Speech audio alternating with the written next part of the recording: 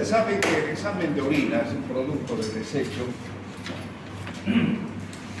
y, como ayer decíamos, se necesitan 180 o 200 litros de sangre que filtran los glomérulos para que se eliminen entre 1.400 y 1.500 centímetros cúbicos de orina. Y en la orina, por supuesto que nos da muchísima información para ver cómo está la salud de nuestro sistema urinario. Ustedes saben que vamos a comenzar a ver en este momento que la orina se compone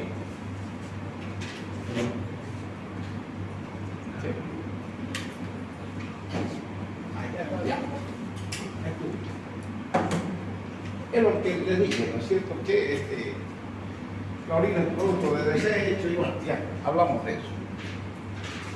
Fíjense, esto es muy importante para ustedes. El 96% de la orina es agua. Y solamente un 4% es lo que eliminamos. Vale decir, ese 4% está formado por sustancia orgánica e inorgánica. Ya. En otras palabras, la orina está compuesta por un solvente y un soluto. El solvente es el agua y el soluto somos nosotros, ¿no es cierto? Y en esos solutos tenemos sustancias inorgánicas y sustancias orgánicas. La inorgánica, cloruro de sodio, potasio, ácido sulfúrico, fosfórico, amonio, magnesio, calcio, hierro y otras sustancias. Y en las orgánicas tenemos urea, creatinina, ácido úrico y los cuerpos cetonas. ¿Por qué es importante estos solutos? Bueno, ¿por qué es importante? Porque vamos a ir viendo, cuando comencemos a avanzar el tema número 4, que va a ser el próximo jueves, y valga la aclaración, les invito a que no falten a esa clase. No falten. ¿Por qué? Porque ese es uno de los temas más importantes para que ustedes lo entiendan. No quiero que aprendan de memoria, sino entiendan lo que es la uropatía obstructiva, la obstrucción urinaria. Me explico. En estos momentos ustedes, es difícil que ustedes tengan algún problema urinario. La máquina está chalenga, está nuevina. Y en ustedes se presenta lo que se llama la micción efectiva. Vamos aprendiendo otros términos. Micción efectiva. ¿Qué es la micción efectiva? Cuando ustedes van a orinar y eliminan todo el contenido de la vía urinaria. Lo que quiere decir esa, aparte de la densidad de la orina, en fin, aparte de otros factores que hacen que nosotros no tengamos infección urinaria, partamos de que toda orina que se detiene comenzaron a correr. ¿Por qué? Porque toda orina detenida, ¿qué hace? Nosotros somos el soluto, toda esta agua es el solvente. Si nosotros nos estancamos y no podemos salir por esta puerta, va cambiando primeramente el pH de la orina. Nosotros solutos venimos, nos juntamos, nos unimos unos con otros y van formando lo que se llama los cálculos. Y ahí comenzaron los problemas en la vía urinaria, partiendo de un cuadro obstructivo. O sea, que la micción efectiva en ustedes prácticamente es la garantía para que ninguno de ustedes tenga problemas urinarios. Hasta ahí, entendí.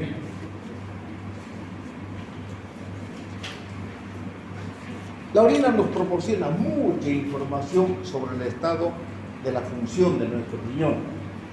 Detecta una serie de alteraciones que pueden haber en la orina. ¿Por qué? Si uno de ustedes presenta un cálculo yo ya debo pensar en algún problema obstructivo. Estoy obligado a pensar. ¿O será que no están tomando mucho líquido? No lo sé. O tal vez en qué trabajarán, no lo sé.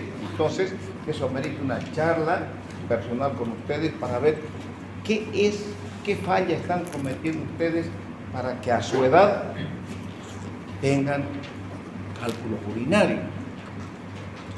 Ustedes no deben tener, a no ser que tengan algún problema obstructivo. Y los problemas obstructivos a la edad de ustedes generalmente son secundarios mayormente a problemas de origen congénito, anomalías congénitas, que es otro tema que vamos a avanzar. Entonces siempre existe una causa, existe un porqué. Aquí no hay charla, ¿no es cierto? Ni conversa. Hay un motivo.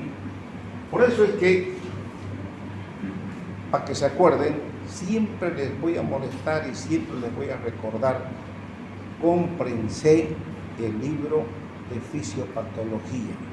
No lean textos, apuntitos, no. Cómprense, que están enamorando un mes, ya. Que hay que hacer un regalo, que vamos a cumplir un mes. 6 meses, un año, en fin. Si que me querés tanto, regálame un libro de fisiopatología. Lean fisiopatología, jóvenes, que ahí está la esencia de todo lo que es la medicina. Lean fisiopatología y les garantizo que van a ser excelentes. Por lo tanto, no lean apuntitos, lean libros de fisiopatología. Entonces, nos muestra la evidencia de la existencia de problemas metabólicos de índole general. O sea, ¿cómo nosotros, o cómo yo, como especialista, tengo que saber por qué este joven formuló? ¿Será curar, operar un cálculo urinario? ¿Será eso una curación? No.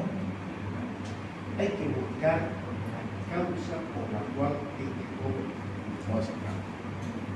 Y lógicamente nosotros tenemos el análisis del cálculo urinario para saber la composición y un estudio metabólico en orina de 24 horas. Problemas de tipo metabólico de orden general. El estudio metabólico en la orina me indica qué es lo que está comiendo. Hablamos de sustancias inorgánicas, ¿no es cierto? Cuánto de calcio está pidiendo, cuánto de ácido úrico.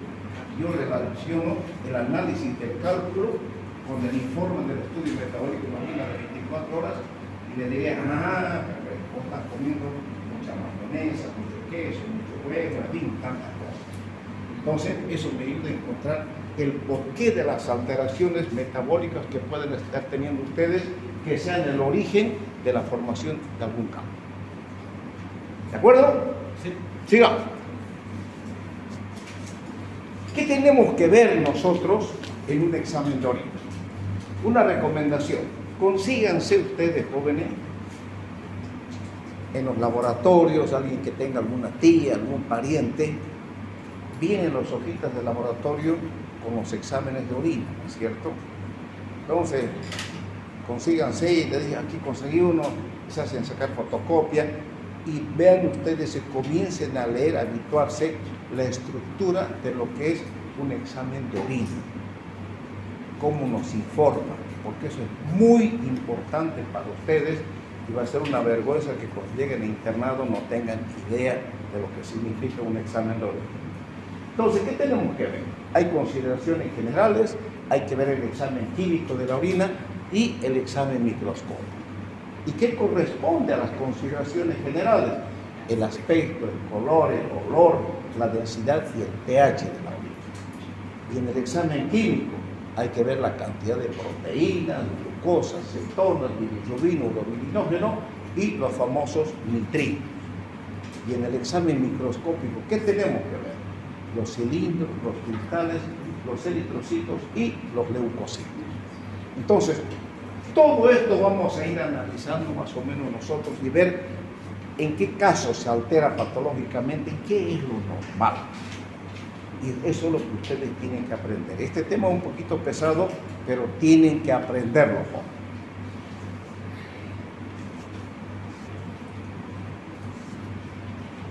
Dentro del aspecto general de la orina tenemos que ver el aspecto.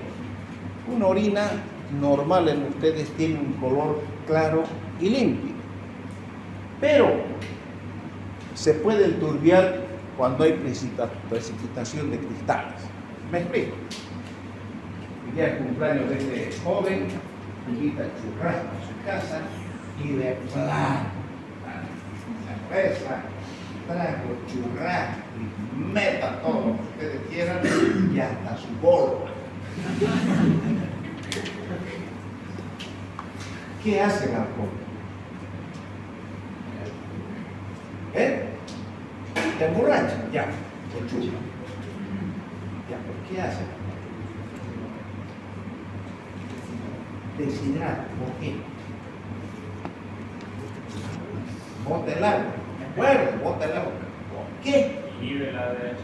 Inhibe la hormona antidiurética y se enloquece los riñones y comienza a eliminar orina y al día siguiente viene la resaca. Entonces, después de haber comido el churrasco y de haberle machucado el guasca con palo a su cuerpo, al día siguiente esa orina está concentrada, no va a ser una orina límpida, una orina clara. ¿Por qué? Porque va a tener abundantes cristales. ¿Por qué? Porque ustedes sobrecargaron a su organismo de tantas cosas que habitualmente no lo hacen, ¿cierto? No creo que todos los días ustedes coman churrasco. No. Entonces, el organismo sufre esa agresión, pero se sabe defender.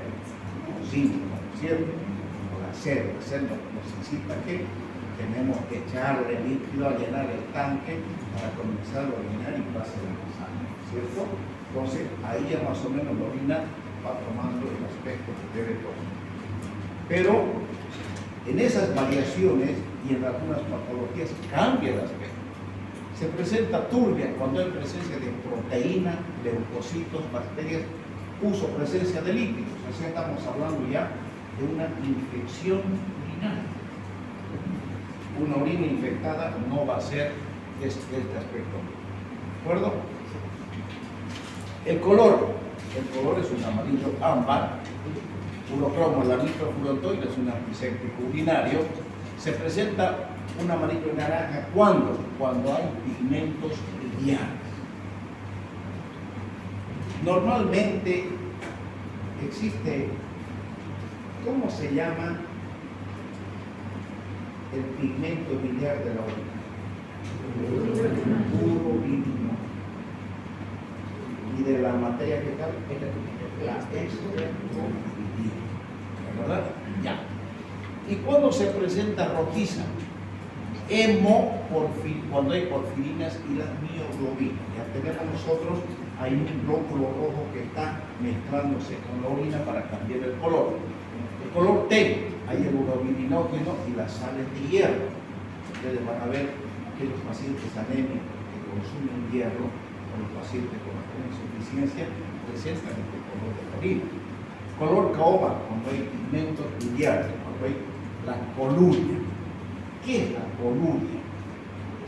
Aparecimiento de la orina. Coluria. Ustedes, hay un mal concepto que yo lo escucho en el Hospital San Juan de Dios. Cuando la orina cambia un poquito, se toca un poquito amarilla, dicen la orina está colúrica.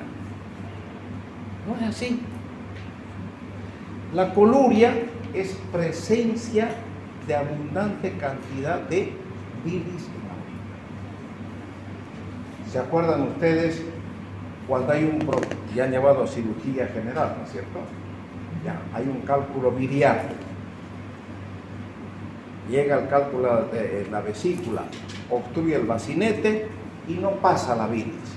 Y vienen unos síntomas propios de un cuadro obstructivo biliar. que es la ictericia, acolia y color.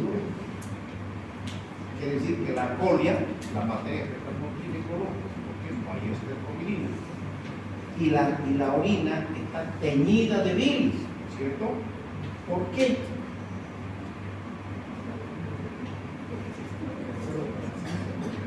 Exactamente. Esa bilis pasa a la sangre, ¿no es cierto? Y la sangre, ¿dónde se lava?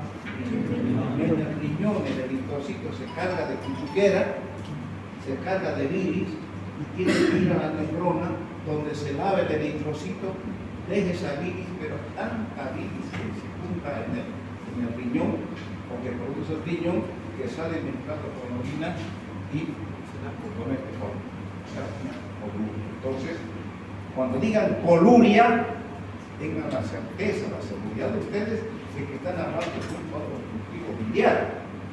Pero si la orina no es colúrica, digan la orina está concentrada. Verde o azul cuando hay una infección por pseudomonas. Este bichito ya vamos a ir conociéndolo en la etnología. Nosotros le tenemos mucho miedo a las pseudomonas klebsiella. Ya vamos a ir hablando de eso.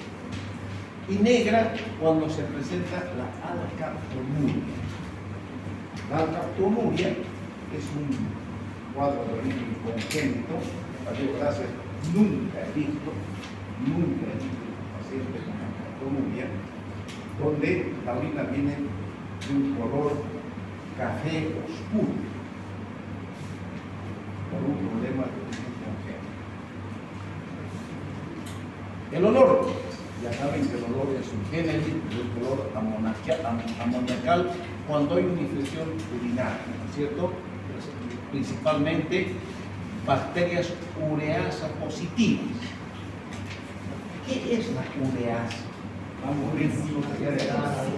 ¿Perdón? La enzima que degrada la urea.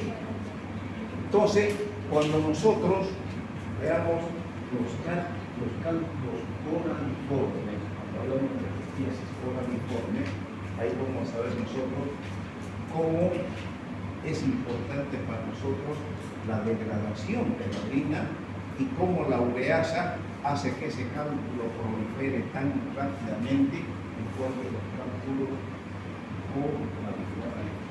¿Ya?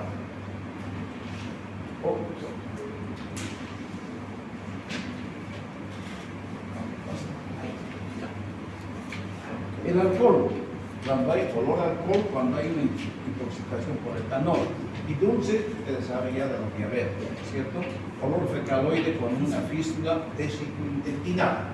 También no se preocupen, vamos a hablar de fístulas vesicointestinales, las causas de una fístula, la sintomatología de una fístula vesicointestinal. Ahí van ustedes a escuchar, y mejor se lo voy diciendo ya lo que es la neumaturia. ¿Qué es la neumaturia? Aire en la orina, ¿cierto? Cuando hay neumaturia, entonces ese es el diagnóstico patognomónico que nos indica, doctor, que está orinando y me veí orinando. Yo le digo, a ver, demuéstreme cómo está orinando. A mí ya está el diagnóstico. Ahora, ¿por qué se presenta la neumaturia? ¿Por qué? A ver, por eso es que yo lo estoy contestando ahorita, porque todo el razonamiento. Si hay una comunicación entre el intestino con la vejiga, ¿cómo? Hable. Ya, se forma gases en el intestino, nosotros estamos aquí, estamos tranquilos para la salidina, nomás porque no hay nadie ahí. ¿La verdad? Ya. Pero ¿qué pasa? ¿Qué pasa cuando hay fístula vesicointestinal? El bolo fecal viene con los gases y con la peristaltis va expulsándose, y cuando llega la comunicación de la fístula, esos gases deben salir por el esfínter anal, sale por la vejiga y por el... Llega a la vejiga, toda vejiga, todos tenemos una cámara de aire. Siempre tenemos un poquito de aire en la vejiga. Entonces, al ver eso, como usted, ¿cómo es su nombre? Arsenio. Arsenio. Ya. Correcto lo que dice Arsenio. Por peristalsis, los gases, en vez de llegar hasta el recto, pasan a la vejiga, se llenan y ¿qué hemos dicho que es la micción? Es un reflejo por el cual la vejiga se contrae para eliminar su contenido. Y entonces al contraerse la vejiga es un músculo, ¿no es cierto? Entonces se contrae y al contraer la vejiga suena como debería estar. Bien, el pH. El pH está entre 4,6 y 8,0, o sea 8. ¿Cómo se modifica el pH de la orina? O sea, imagínense la guasca que le damos nosotros a nuestro organismo. ¿Por qué? Porque ¿cuánto es el pH de la sangre? 7.4, ¿cierto? Entonces, ese 7.4 hace que nuestro órgano funcione perfectamente. Pero nosotros lo chicoteamos. Si le echamos cerveza, estamos bosqueados. Si le echamos abundante cantidad de cítrico, también. Entonces, toda variación del pH de la sangre repercute, dependiendo qué es lo que comemos, repercute, por supuesto, en la orina. La dieta, vegetales, lácteos, aumenta el pH. Las carnes y cítricos disminuyen el pH. Pero, ¿por qué es importante el pH? Un pequeño adelantito, nada más. Porque gracias al pH de la orina, algunos cálculos se forman. Los cálculos de ácido úrico y santina se forman en un pH ácido. Y todos los otros cálculos generalmente aprovechan la alcalinidad de la orina. El cálculo de tubita, el de cistina y el de calcio. El fosfato de calcio, el fosfato de calcio. Eso aprovecha la alcalinidad de la orina. Pero para que haya esa alcalinidad tiene que haber finalmente las funciones urinarias, son los que cambian el pH. Y para que haya cambio del pH, ¿qué tiene que haber? Un cuadro obstructivo. Porque si no hay cuadro obstructivo, la orina no se detiene, ahí la micción efectiva y no hay cambio de pH. Y si no hay cambio de pH, nada de esto le va a comprometer la vía urinaria. ¿Está correcto? Si alguien no entiende algo, levanta la mano, me dice que repite y repite. ¿Listo? Ya. También por medicamentos se altera el pH, por supuesto que sí. ¿Cuándo baja el pH? El ácido ascórbico, los salicilatos. El pH alto, los antiácidos y el bicarbonato de sodio, ¿cierto? ¿Recuerdan ustedes que cuando llegó la pandemia, todo el mundo decía hay que consumir en la noche una cucharada de bicarbonato, porque este virus maldito, cuando la sangre dispone de alcalina, no la ataca. Igualito casi me hermano. Entonces, no conocíamos nosotros, ¿cierto? No lo conocíamos. Y uno hacía cualquier cosa por evitar, porque tanto por el compañero de curso han muerto con COVID, colegas del hospital San Juan de Dios, grandes amigos han muerto con COVID. ¿Por qué? Porque estábamos nosotros en contacto directo con los pacientes.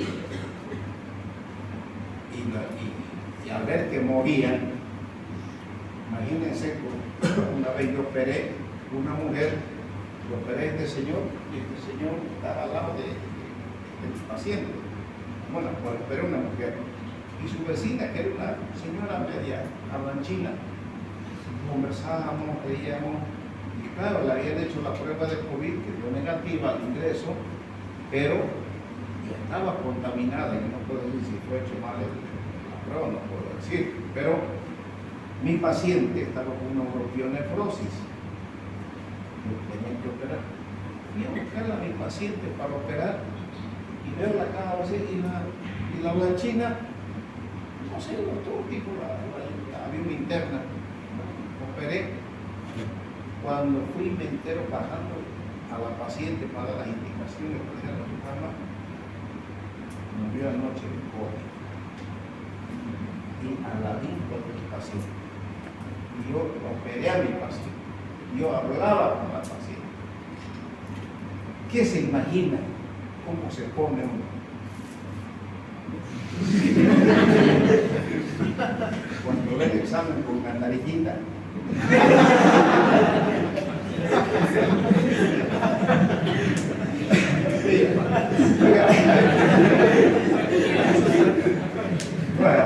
De todas maneras, uno se asusta.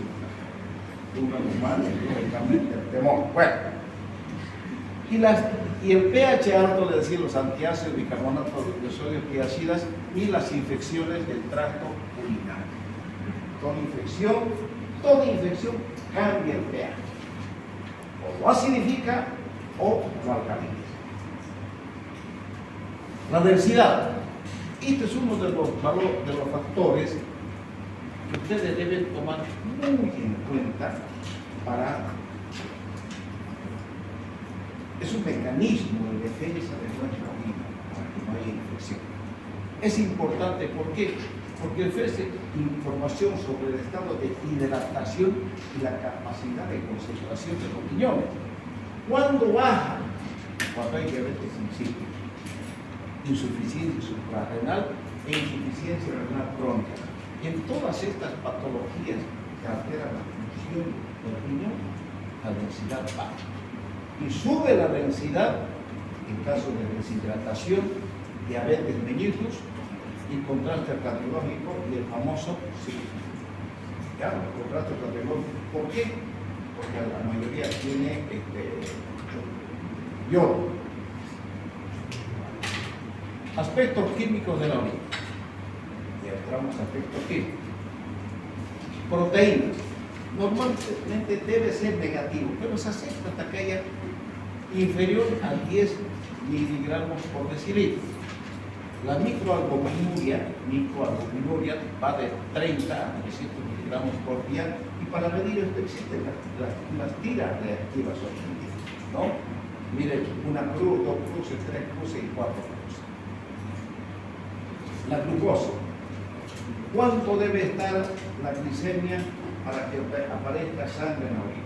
180, ¿cierto? ¿Cuáles son las causas de glucosuria? Diabetes, síndrome de Cushing, Fanconi y la insuficiencia renal.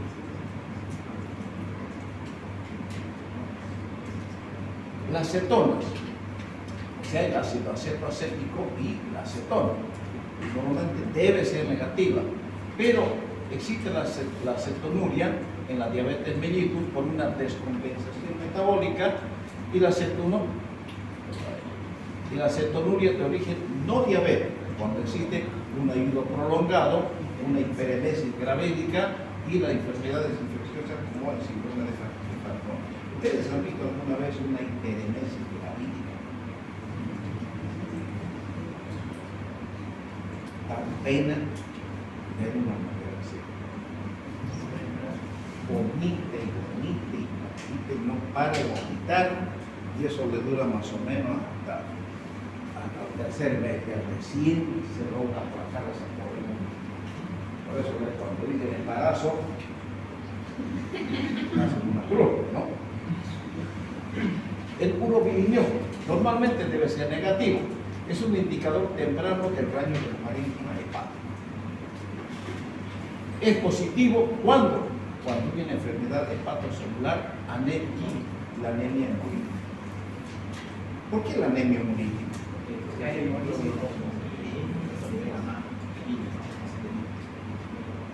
glóbulo rojo se compone de ¿qué? Hemoglobina, y esa hemoglobina está unida a 4 grupos pirrólicos, que son diários. Se destruye y todo eso se libera. Y de ahí viene todo esto. ¿No es cierto? Bilirrubina tiene que ser negativo, no tiene que haber en la orina.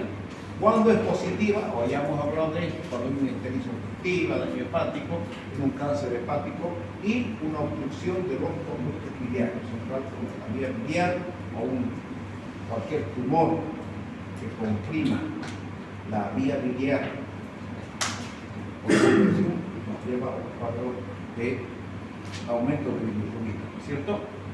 Los nitritos deben ser negativos. Se producen cuando las bacterias reducen los nitratos urinarios a nitritos. Las enterobacterias principalmente existen enzimas nitrito reductasa y las bacterias no reductoras como los enterococos, pseudomonas, enterobacter y cándida. Ya lo vamos a ver a este famoso bichito, el enterococo. Ya lo vamos a topar al hablar de enfermedades de transmisión sexual. Ustedes, como transmisión sexual, ¿dónde vive el enterococo? Aquí. Pero ahí vamos a tocar cuando llegue el momento. Sigamos. Los aspectos químicos, la esterasa leucocitoria tiene que ser negativa, ¿cierto? Detecta leucocitos visados intactos y junto con la prueba de nitrito y el examen microscópico, o sea, la bacteriuria, aumenta la sensibilidad y la especificidad para las infecciones de las vías urinarias. O sea, hoy en día, antes los exámenes eran prolongados, pero ahora ya con la esterasa leucocitaria prácticamente se agilizan los resultados y los exámenes de orina en todos los pacientes, ¿cierto? Entramos al sedimento urinario. Los cilindros. Esto va cambiando un poquito la cosa, ¿no es cierto? Los cilindros son estructuras longitudinales formadas sobre los túbulos renales debido a la precipitación de la mucoproteína de tan fósforo. ¿Qué es la mucoproteína de tan fósforo?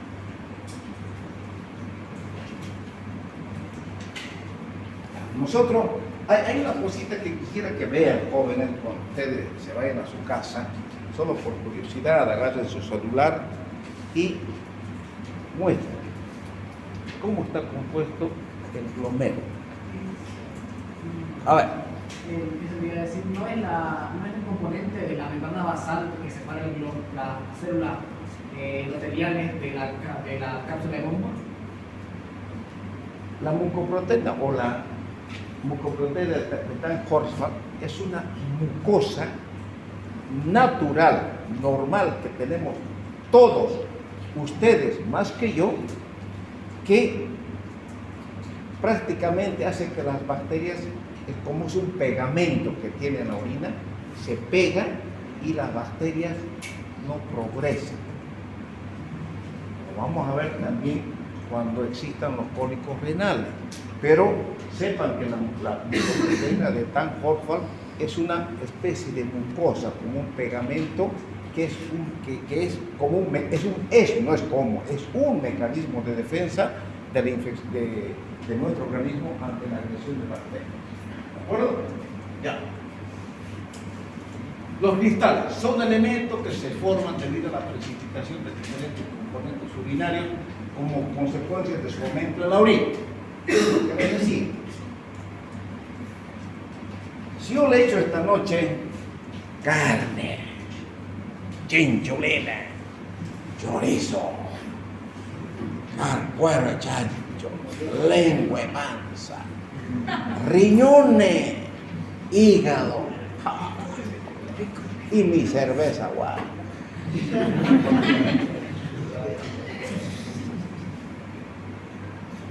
Con esos jóvenes, todos esos alimentos pertenecen a la purina, ¿no es cierto? Y las purinas tienen abundante cantidad de ácido úrico. Al comer ustedes semejante cantidad de purinas, aumenta la ingesta de purinas, todo se absorbe en el intestino. esa cantidad de las velocidades coriales hace que entre al torrente circulatorio, al torrente sanguíneo, porque se están absorbiendo, y todingos ustedes de ácido úrico van por la sangre hacia el riñón. Y ahí se pelean para entrar con la sangre, las nefronas están peleando y salen ustedes como ácido úrico. Se juntan unos con otros y automáticamente, al haber ingerido abundante cantidad de ácido úrico o de purinas, la orina se acidifica y ahí produce cristales de ácido úrico y por lo tanto forma cálculos de ácido úrico. Lo que comemos lo eliminamos. Cuando hablemos de litiasis, es un tema muy bonito que vamos a ver los factores, las causas por las cuales existen los cambios. Ahora solamente nos doy un pequeño adelanto, nada más, ¿ya? Entonces, fíjense, el pH alcalino de la orina produce cálculos, cristales de carbonato de calcio, fosfato de calcio y uratos de amonio. O sea, el de amonio va caminando al cálculo de estrubita, donde el pH urinario se alcaliniza la orina y facilita la proliferación de pseudomonas, proteos, pepsila, que desdoblan la urea en ureasa. Y eso hace que se desarrolle, forme y crezca rápidamente el cálculo coraliforme, orina alcalina. El pH ácido, cristales de ácido úrico, de sodio y de oxalato de calcio, pero principalmente son los cristales de ácido úrico y los cálculos de santina. Ya vamos a ver otro pequeño adelantito. Existen cálculos radiolúcidos y radiopacos. Los radiolúcidos son los que no se ven en la placa radiográfica, el de ácido úrico y el de santina. Y los cálculos radiopacos son los que sí se ven en una placa radiográfica, que son los otros: calcio, estrubita y cistina. Sigamos. Los cristales de mayor importancia clínica son la leucina en las hepatopatías graves, la tiroxina en la tirosinosis y la hepatopatía grave también, el colesterol cuando existe la quiluria y procesos nefríticos y nefróticos. Estamos hablando de nefrología, ¿no es cierto? La bilirrubina cuando existe una hiperbilirrubinemia severa y los cristales de oxalato cuando hay una intoxicación por etilenglicol. El etilenglicol ya poco se utiliza hoy día porque es un anestésico cabalmente que ocasionaba estos problemas. El etilenglicol es un anestésico, ¿ya? Pero poco se utiliza por ese tipo de problemas. El sedimento urinario. Existen las células procedentes del tracto urinario. O sea, toda la vía urinaria, absolutamente toda la vía urinaria, o sea, la vía excretora comienza del cáliz, infundíbulo, pelvis, uréter, vejiga, uréter. Todo está cubierto de fibra lisa. La fibra lisa tiene la peculiaridad de que puede elongarse, puede distenderse. ¿De acuerdo? Entonces, ustedes saben que siempre, normalmente existe en todas las personas una descamación celular. ¿No es verdad? Las tubulares ordenales cuando vienen del túbulo proximal distal o del túbulo colector. Las células de transición vienen del epitelio del tracto urinario de la pelvis renal hasta la porción superior de la uretra, y las pavimentosas o escamosas vienen de la porción inferior de la uretra y de la vagina. Ya. ¿Por qué es importante este asunto de la célula? Dígame. Porque podríamos diferenciar cuando hay descamación a nivel de la vejiga o cuando, por ejemplo, es una necrosis tubular aguda que viene desde mucho más antes. Ya, de acuerdo, perfecto. Pero también, a mí me gustaba aquí poco se hace, cuando yo estaba haciendo la especialidad me gustaba pedir la citología urinaria. La citología urinaria nos permite, o sea, sale la orina, se la centrifuga y las células pues, se quitan. Y lógicamente existe lo que se llama el citopatólogo, o sea, no es un médico patólogo, es un técnico, pero especializado en esa rama. Y él se encargaba de hacer los estudios para un diagnóstico temprano de cáncer de vía urinaria. Y como en el hospital se pedía trochimochi, entonces yo me gustaba pedir ahí para ver y tratar de investigar algunas cosas, pues, ¿no? Yo cualquier paciente medio anémico que veía medio sapito, y ya nomás le pedía para ver, buscando, indagando, porque podía. A ver, aquí vayan ustedes a hacerlo, pidan citología urinaria. No hacen, o se harán, pero ¿quiénes serán? No es para cualquier técnico. Se necesita personas especializadas. Células procedentes de la sangre, los leucocitos. ¿Cuánto es la cantidad normal de leucocitos en la orina? De 0 a 4, ya. ¿Más en la mujer o en el hombre? En la mujer, ¿no es cierto? Va de 0 a 8, de 0 a 6, en el hombre de 0 a 4. Las infecciones urinarias combinan con la prueba del líquido con la estearasa leucocitaria, o sea, la estearasa es prácticamente la que detecta las infecciones urinarias. Y en la piuria estéril, ¿qué es piuria estéril? ¿Qué significa? Orina con pus, pero sin infección. ¿Cuándo? En la tuberculosis, la uretritis, la balanitis, los tumores de la vejiga y cuando el paciente utiliza bastante corticoide, ¿cierto? Entonces prácticamente enmascara todas estas patologías, enmascaran un cuadro. Además nosotros sabemos que en la tuberculosis, ¿cómo se hace el diagnóstico de tuberculosis?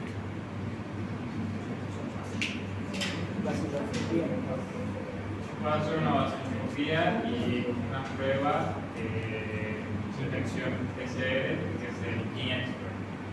¿Y en la orina? En la orina. Estamos hablando de la orina, no hablemos de pulmones, de los digamos, del riñón y el hígado como a ver, ¿usted de qué ríe? Usted, que está detrás de la señorita. Usted. Pero lo estoy viendo riendo. Le causa chiste los biólogos. A mí me molesta que usted ría. Váyase, por favor. Quiero que se vaya. Quiero que se vaya. ¿O quieren que demos por avanzado? Depende de ustedes. Usted ve que molesta mientras uno le estoy esmerando que el joven se ponga a reír. Si le dije a usted en la anterior clase que es voluntaria, la asistencia es voluntaria. Si quiere reír, quédese afuera, no perturbe, no perjudique a sus compañeros, porque los va a perjudicar, porque si usted no se va, no hay tema por avanzar y no es más, y se acabó. Respeto, lo habíamos dicho, respeto, guardan respeto. O se va o me voy. Que en la tuberculosis, por ejemplo, se diagnostica un positivo, ¿no es cierto? Pero ya ha ido avanzando, ha ido cambiando tanto este sistema que ya hacía la especialidad, se necesitaba 5 días la paciente se internaba y 24 horas se le conectaba la orina para hacer el cultivo de 24 horas de descanso. Eso ha ido cambiando, luego de llegar a los 5 días, ya orinas de 12 horas.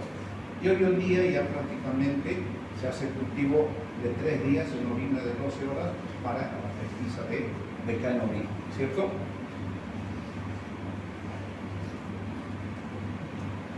Los eritrocitos. ¿Debe haber sangre en la orina? Ya.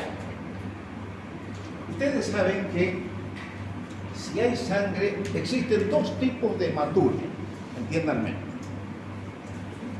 habríamos dibujado acá el riñón, el ureter y la vejiga. Si hay un cálculo renal, el cálculo está descendiendo, entonces ese cálculo está arañando, si me permiten la expresión, la mucosa ureteral.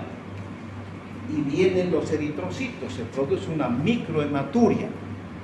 Pero la microhematuria, si me permiten, de origen urológico, no hematuria de origen nefrológico, que es muy diferente, porque el origen es diferente.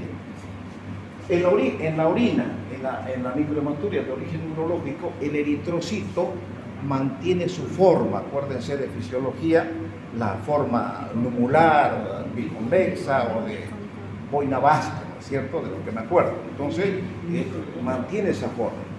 Pero cuando es de origen nefrológico, ya estamos nosotros viendo una cosa mucho más grave. ¿Por qué? Porque el eritrocito normalmente que llega a la nefrona trae su cuchuquera en la espalda y se lava, se baña, deja todo y sale en forma de orina. Ese eritrocito, la verdad que tiene a veces contenedor proximal, distal, la arteria aferente, en fin, causa de Bowman y tantas cosas ya. Entonces, ese eritrocito deja, se lava y vuelve por el torrente sanguíneo a cumplir su función. No tiene por qué atravesar y salir a la vía excretora del riñón.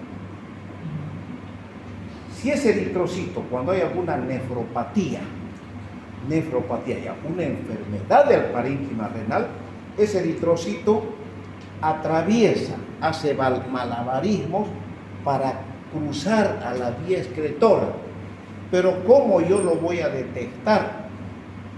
Porque cuando salga con la orina va a cambiar el eritrocito su forma.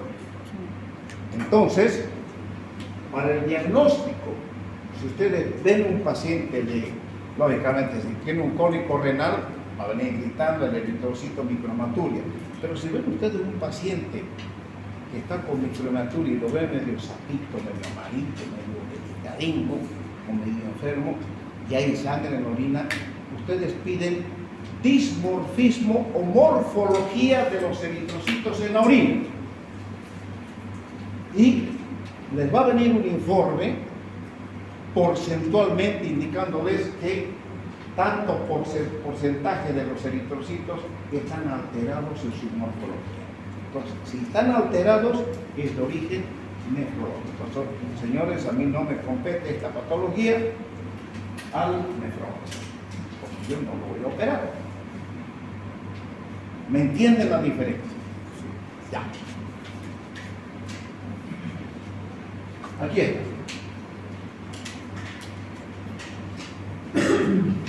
Un riñón con su cálculo, algún problema tumoral, dan una hematuria de origen urológico donde el eritrocito mantiene su forma. Acá tenemos nosotros un tumor de vejiga, puede ser un cálculo de vejiga, da hematuria con una forma del eritrocito normal. Cualquier cálculo que salga en la uretra da hematuria con eritrocito normal. Entonces, todo sangrado urológico no altera la morfología del eritrocito. Toda patología nefrológica se acompaña con una alteración en la forma del eritrocito. ¿De acuerdo? Sí. Las bacterias tienen que ser negativo, no tienen que haber, ¿no es cierto? Hay la bacteriura asintomática, cuando es mayor, así, pero son ustedes. Lo que me interesa es que ustedes vean aquí. 100.000 colonias por minuto. ¿Qué es lo que informa el puro cultivo? Ahora, en ustedes yo no voy a permitir, no voy a pedir rutinariamente cultivo de orina, no. Las personas mayores sí, porque muchas veces, en muchas circunstancias, puede haber un examen con una orina que aparentemente esté normal, pero tener infección urinaria. O puede que parezca una infección urinaria y no sea infección urinaria.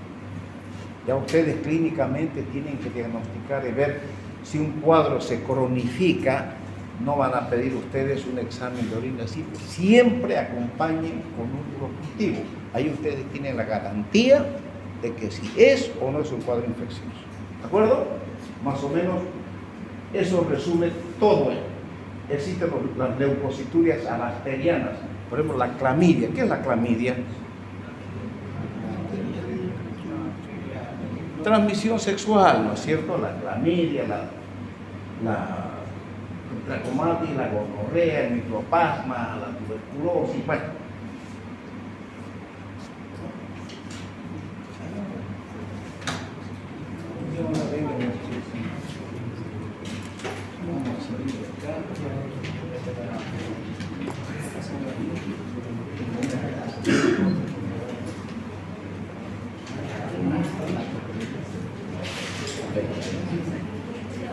Bien. Bueno, esto ya es un poco más corto de lo otro, pero está dentro de este tema, la instrumentación urológica. Ustedes van a ver, jóvenes, que el tema 1, 2 y 3, prácticamente esa va a ser la base para el examen práctico de los temas. Ahí van a ser las temas.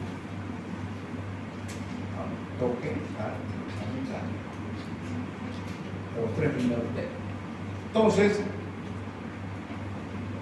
de acuerdo, ustedes saben, les decía yo que la urología se benefició de muchos aparatos, por eso fue que progresó y creció tanta urología, ¿no es cierto? Y nosotros les voy a dar a conocer lo elemental de los instrumentos que ustedes deben conocer. De acuerdo a su uso se clasifican en instrumentos diagnósticos e instrumentos terapéuticos. Según su constitución, tenemos blandos, que son de goma, semirrígidos, que son de plástico, y los rígidos, que son metálicos. Las funciones de los instrumentos. Tenemos función evacuadora, o sea, para sacar líquido, eso se hace mediante una sonda de Nelaton o una sonda Foley, pero ustedes sepan que es una función evacuadora. Función instiladora. Si yo quiero meter algún líquido como tratamiento dentro de la vejiga, lo hago a través de una sonda, puede ser una sonda Foley, una sonda Nelaton. Función dilatadora de los aparatos, ¿no es cierto? Para eso yo utilizo un Beniquet o bien utilizo bujías dilatadoras, más nosotros utilizamos los Beniquet.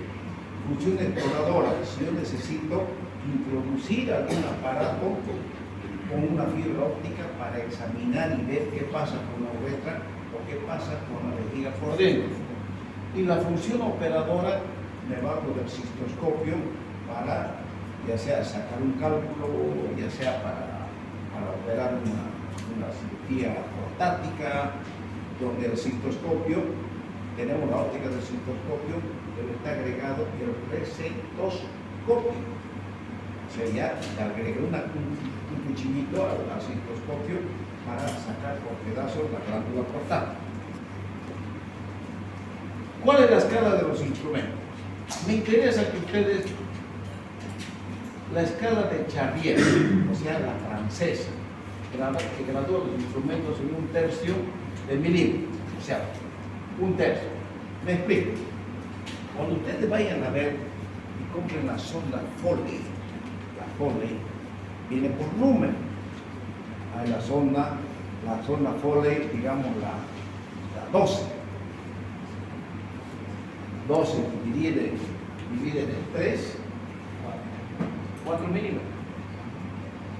Hay la sonda número 18. 18 dividido entre 3, mide, el calibre son 6 milímetros. Pero hay la sonda 20. Entonces la sonda 20, ustedes dividen en 3, o sea, le da un número entero más unos decimales, ¿no es cierto? Existe la sonda 22 y la sonda número 24, que es la más gruesa. Ya 24 entre 3 a 8 milímetros de la sonda. ¿Ya? ¿Me entienden eso, no es cierto? Ya. Y los Beniquet vienen graduados en instrumentos que son 1/6 de milímetro. Esto, el beniqué es de uso exclusivo del urólogo, eso no usan los médicos generales, eso no usan, eso yo se los voy a mostrar. Tenemos en el Hospital San Juan de cuando vayan, lo van a conocer, es un fierro curvo, que todo el mundo lo tiene miedo, pero nosotros lo manejamos muy bien para dilatar uretra. Tenemos este conocimiento, ¿ya? Y las sondas tienen luz y las bujías no la tienen.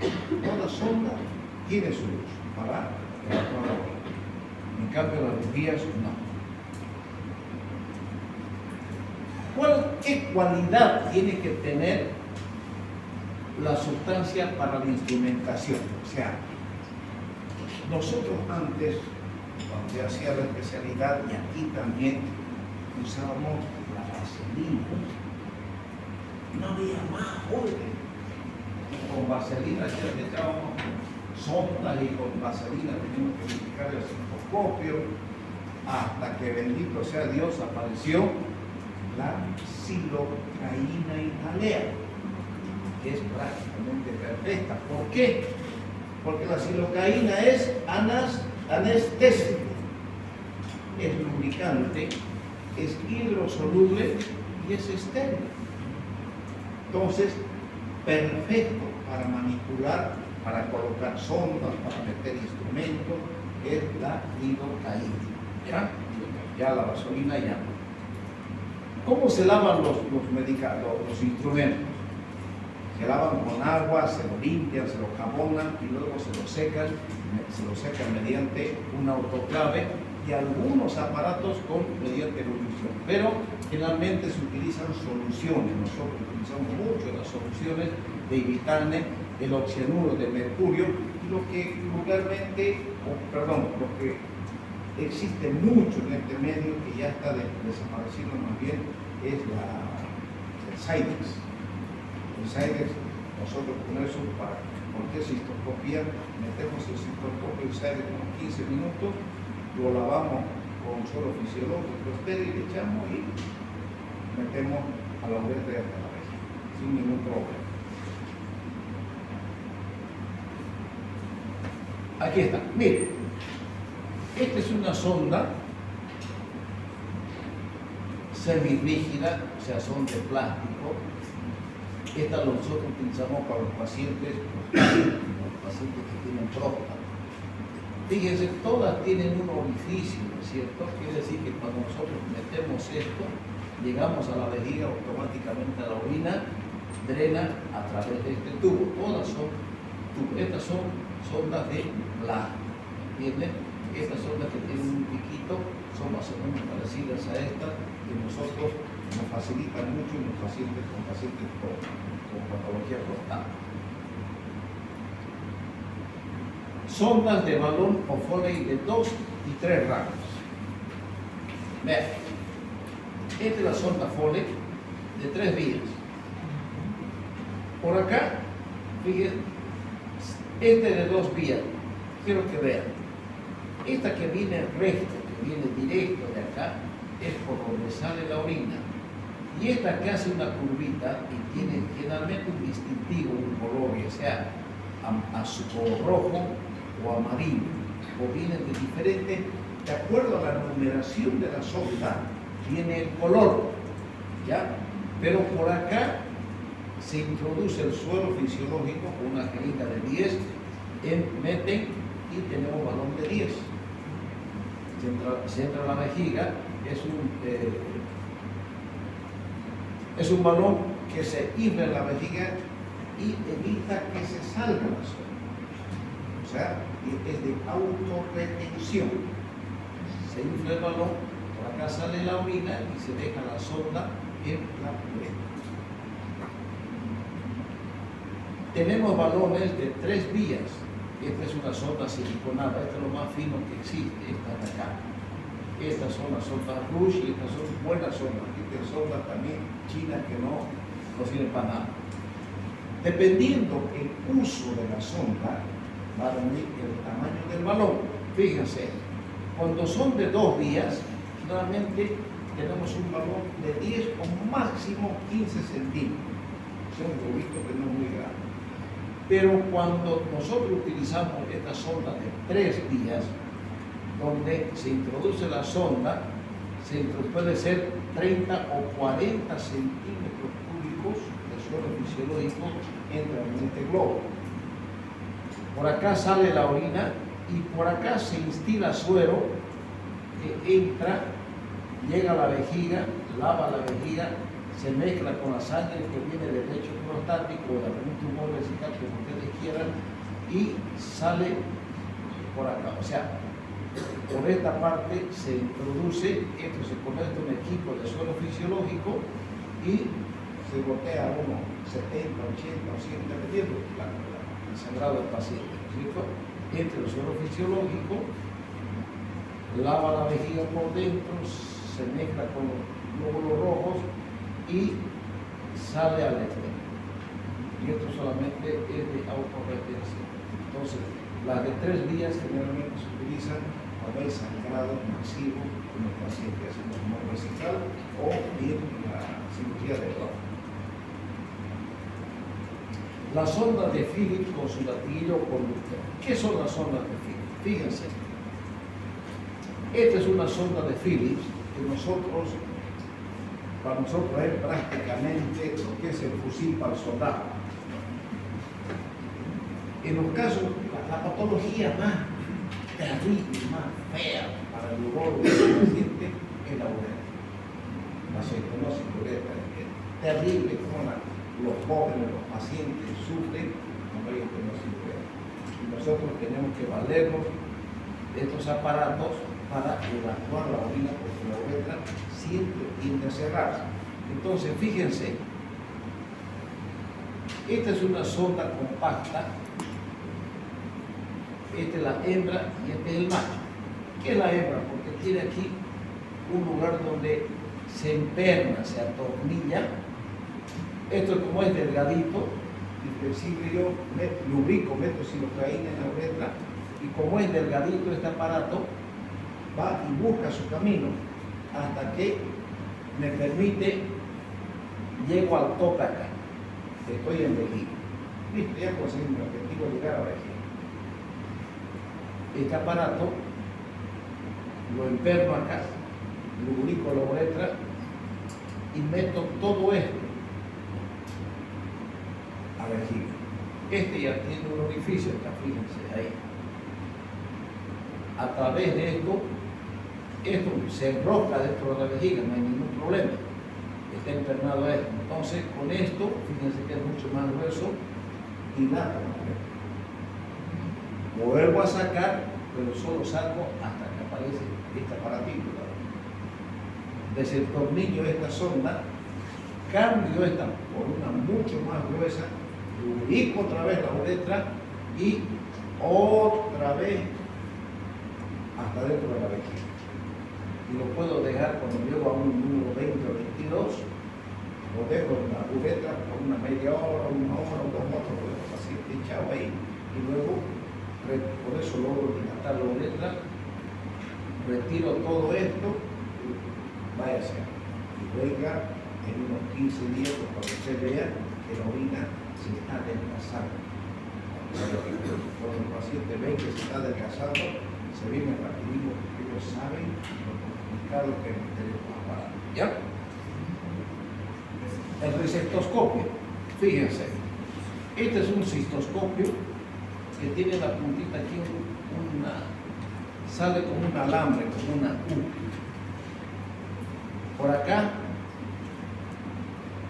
Por acá entra suero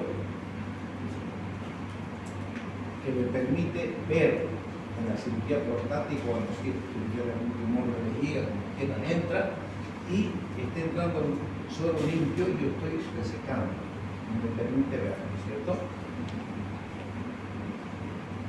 Esto es como un gatillo. Cuando yo abro, aquí sale la cuchilla, brota.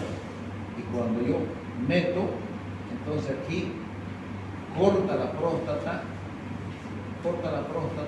y va cortando en pedazos. El pedazo solamente manejando este aparato yo estoy viendo por acá. Aquí está esto conectado a una fuente de luz. Existen recetoscopios de flujo continuo. Flujo continuo, los más modernos, mientras esté entrando el líquido, automáticamente el líquido está saliendo. Cuando yo llegué acá al hospital, no teníamos este aparato, tenía que hacer una talla vesical.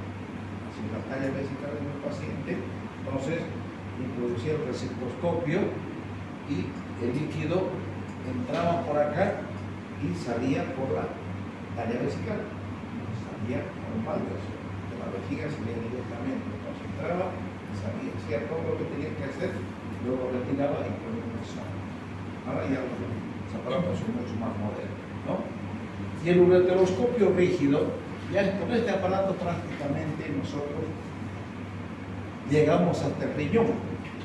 Con esto ustedes llegan a medio largo y tenemos nosotros tenemos una óptica y por estos aparatitos uno mete unas guías, unos alambritos que son de plástico, mete las guías hasta el ureter y a través de la guía nosotros metemos canastillas y más cosas para retirar las piedras o metemos la fibra de láser.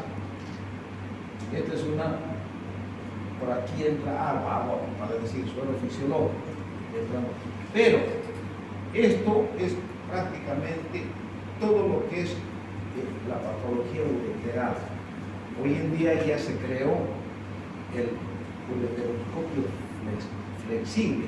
Con esto pues ya cambió, es una maravilla. Miren ustedes, esta punta se dobla.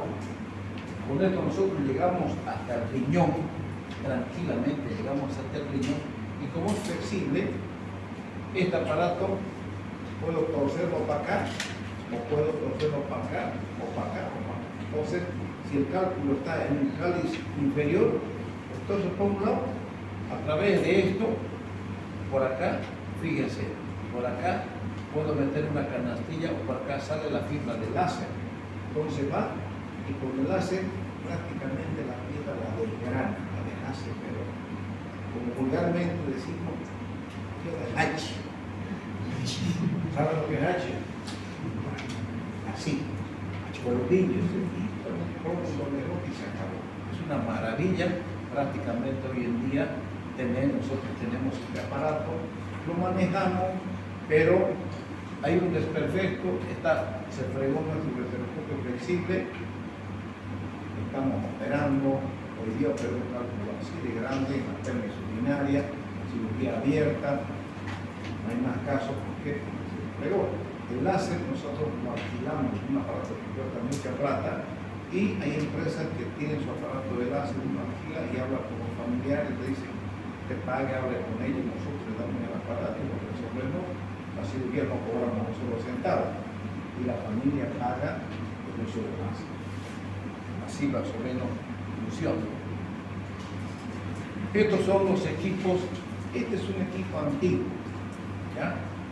Donde tiene sus pedales, esto es una fuente de poder y fíjense este aparato, es como un taladro. Ustedes han visto cómo taladran la carretera, ¿cierto? El taladro pone y comienza a sonar para romper.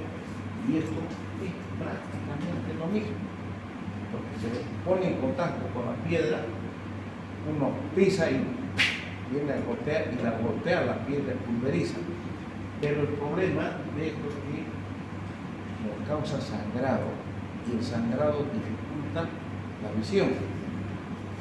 Con el aparato de láser prácticamente esto ya lo estamos nosotros desechando. Con el láser ustedes ponen, tarda mucho más por supuesto, pero vale la pena, es una cirugía limpia, porque lo van desgranando y terminan sacando mucho líquido. En cambio esto sí nos va a causar un sangrado. ¿Ya? Indicaciones del cateterismo uretral. ¿Cuándo colocar una sonda en el paciente?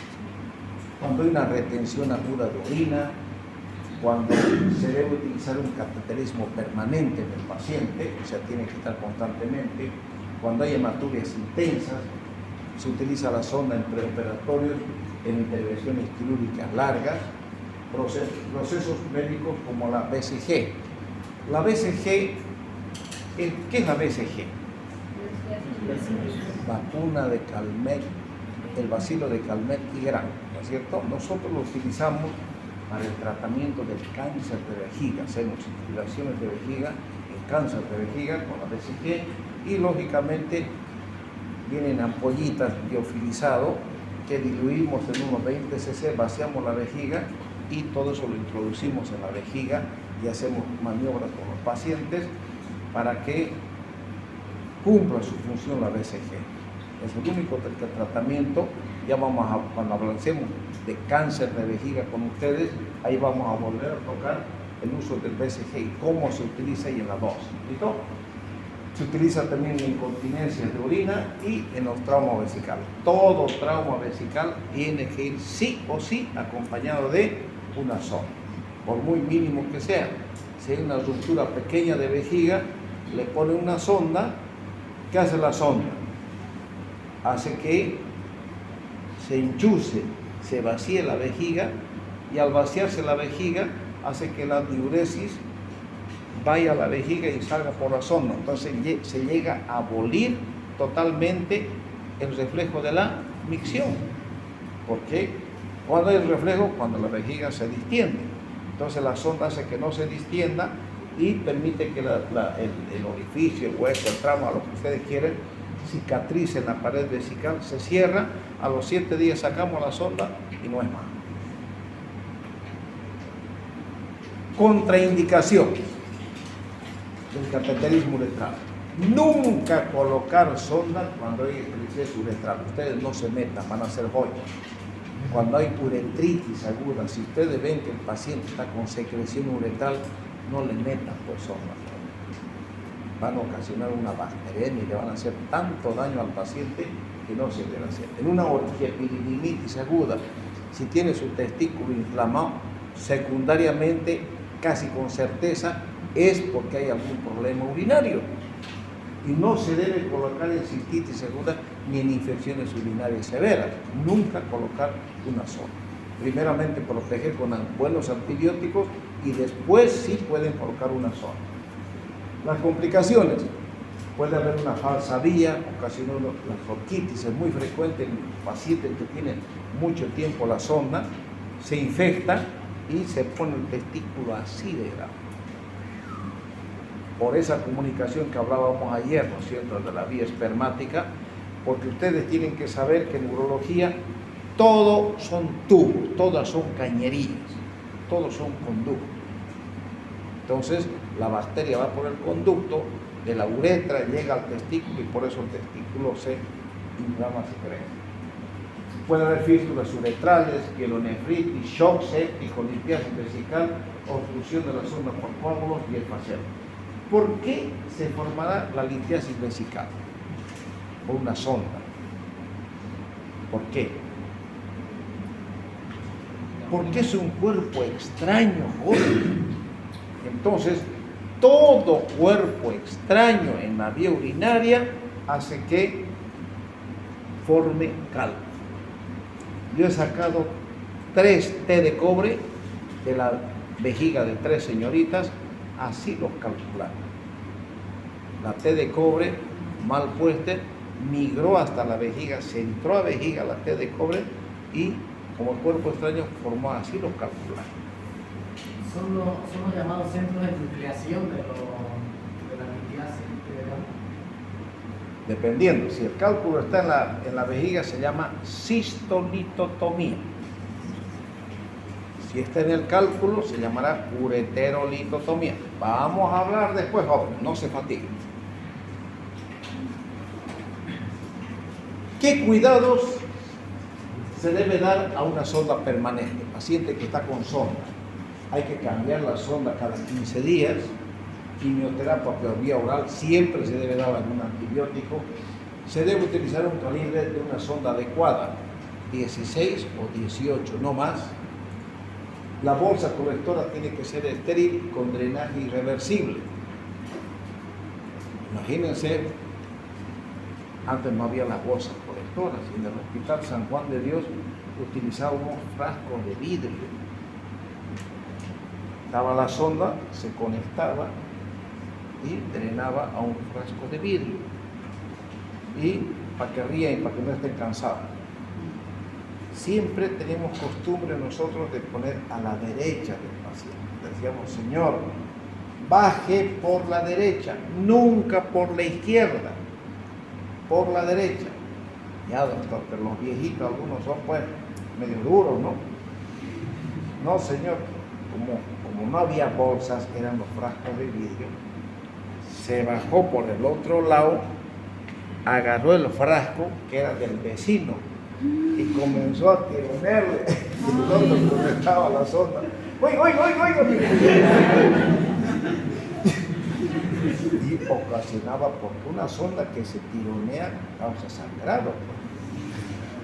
Y ese era el eterno problema en urología con los viejitos. Hasta ¿qué hacemos para evitar esto? Conseguimos esa rejita para obligarle que se levanten por el lado derecho, nunca por el izquierdo. Y ahora con las bolsas estériles ya es diferente, ¿cierto? La vida ha cambiado para nosotros. Inclusive, cuando yo llegué al Hospital San Juan de Dios, todavía el guante para operar lo lavaban, se secaba, se talqueaba, se esterilizaba y se reutilizaba en otro paciente. Así era joven. A Dios gracias, las cosas han cambiado. Cambiar de posición el pene del paciente para evitar fístulas uretrales. Entonces, la sonda un tiempo puede estar hacia la derecha, otro tiempo hacia la izquierda. ¿Por qué? Porque la sonda hace esto, comprime el pene. Y un cuerpo extraño que comprime una materia orgánica como la uretra puede romperlo o destruirlo. ¿Ya? Lavado vesical periódico. ¿Qué quiere decir el lavado vesical? Cada semana, hemos dicho que si tiene el balón dentro de la vejiga, es un cuerpo extraño y va a formar cálculo. Entonces, ¿qué tengo que hacer?